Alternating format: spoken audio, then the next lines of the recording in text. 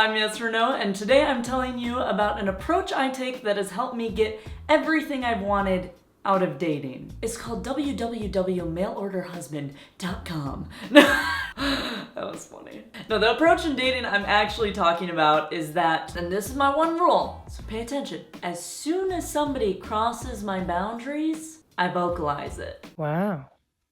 Crazy. You're crazy, girl. So I don't know if you guys have read that book, Principles by Ray Dalio, but in it he basically says, in life, we're gonna come up against obstacles. And when we overcome those obstacles, it would behoove us to write down the principles that we used so that when we face that situation again, we'll know how to deal with them. So did I do that? Yes, I did. I did do that. I decided to write a big principles list for my dating life. So that's why I created the principle that whenever somebody crosses my boundary, no matter how small or insignificant or sensitive it might seem to them, I say something. An example of this is with the last guy I dated. So what this guy did was he asked me out on a date via text, and about 10 minutes later I wrote him, I said, yeah, that sounds great. And then it wasn't until 8 hours later that he finally texted with some semblance of plans. Now, for a lot of people, that wouldn't even faze them. For me, I was agitated. I'm like, I don't want to go on a date with somebody who's already conditioning me to expect long wait times. So I said something.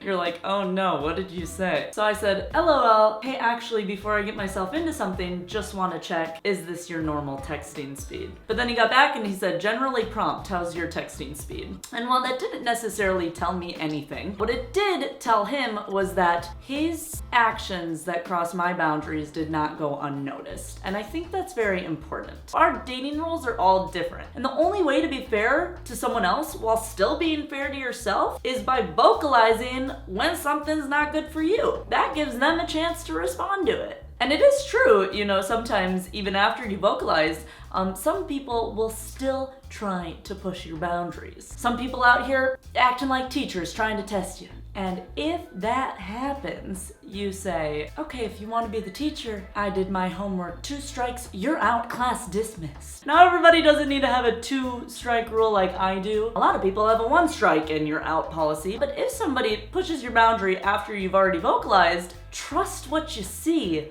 early on in dating, right?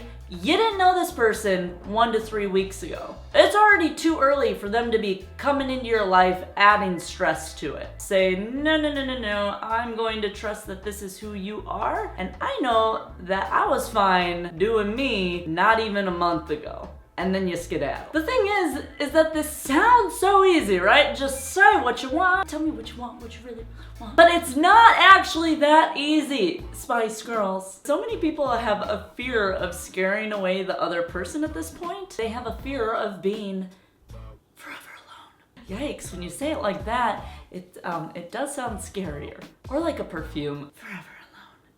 The scent of the generation.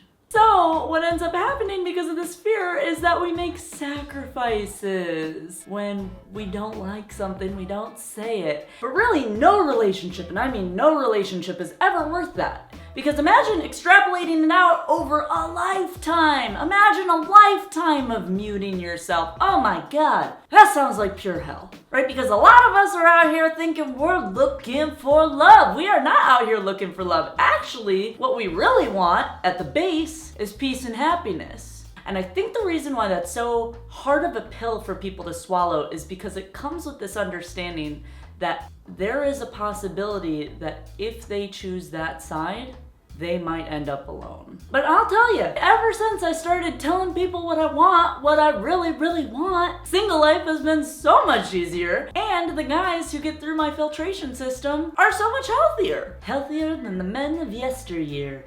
So hear that. Number 1 rule you should follow in dating is vocalize boundaries when they are crossed. And number 1 thing you'll have to accept is that there is a possibility you might die alone. I mean, or, you know, worst case scenario, there is always www.mailorderhusband.com.